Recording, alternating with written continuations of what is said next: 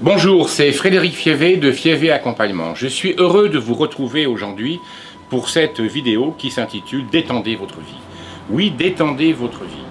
Elle est importante et elle me tient particulièrement à cœur car elle constitue la reconstitution de fondations, de fondamentaux qui sont les préliminaires, les prétâches à votre construction future, à ce que vous souhaitez atteindre comme objectif.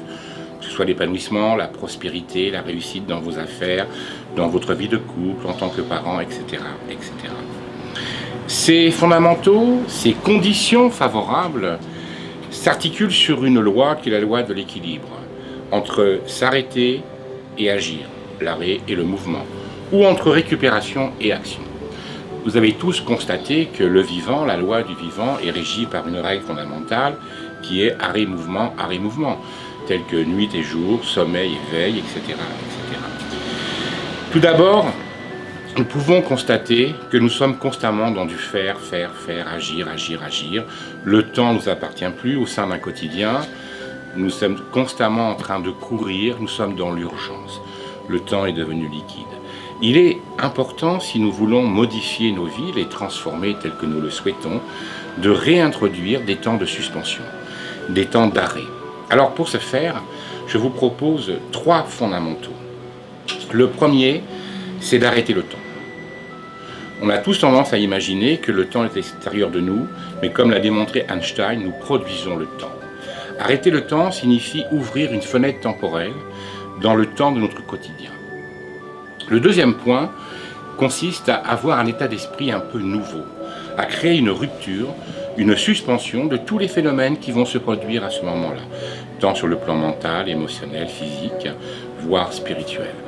Le troisième point consiste à mettre de la conscience et du cœur dans cet instant. Au sein de cette enveloppe temporelle que vous allez créer, vous allez mettre de la conscience et du cœur et nous allons voir comment.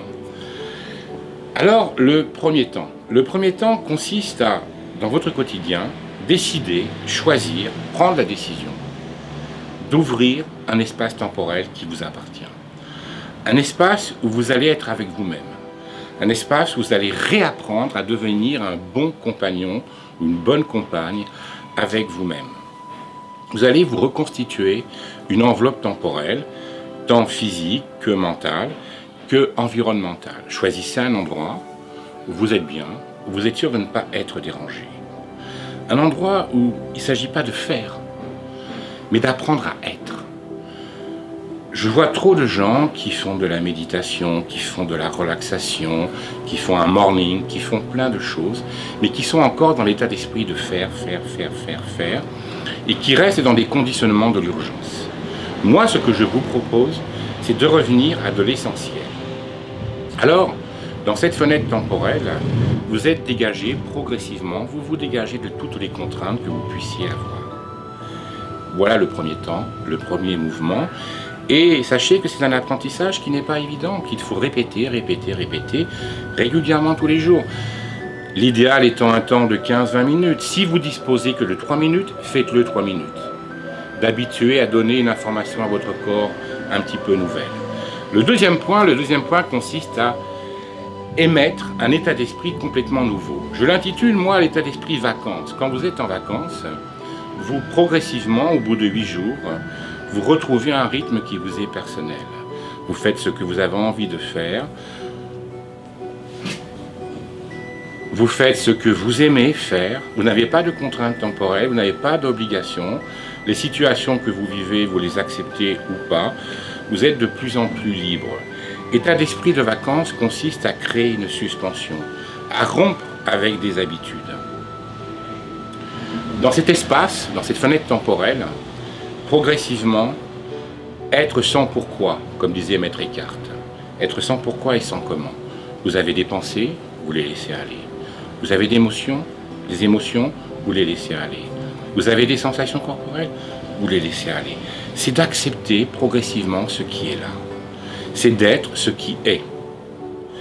Ne pas chercher à être ceci ou à être cela, à faire ceci ou à faire cela, mais à être ce qui vient, de l'accepter dans ce présent, dans cette immanence actuelle. Ceci est le deuxième temps.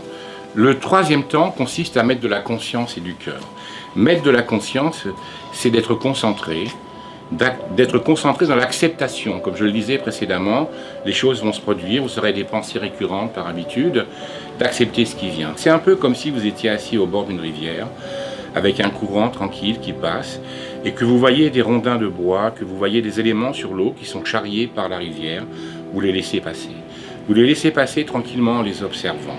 Vous suspendez l'accrochage que l'on a d'habitude de faire sur les émotions et les pensées, les sensations que l'on a, qu'on aime, qu'on n'aime pas, qu'on veut pas, qui sont confortables ou inconfortables. C'est de laisser les choses couler. C'est de revenir à ce qui est.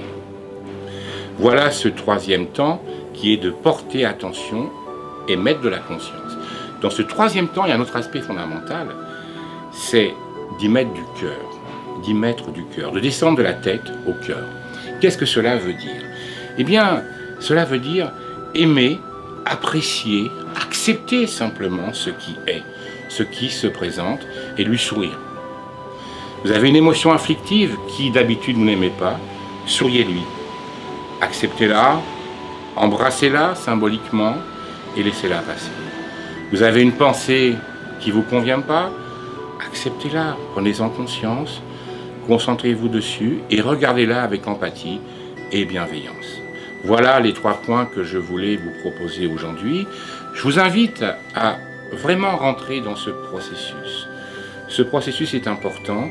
Il a trop souvent été oublié en thérapie, dans le développement personnel. J'appelle cela la reconstitution des fondations.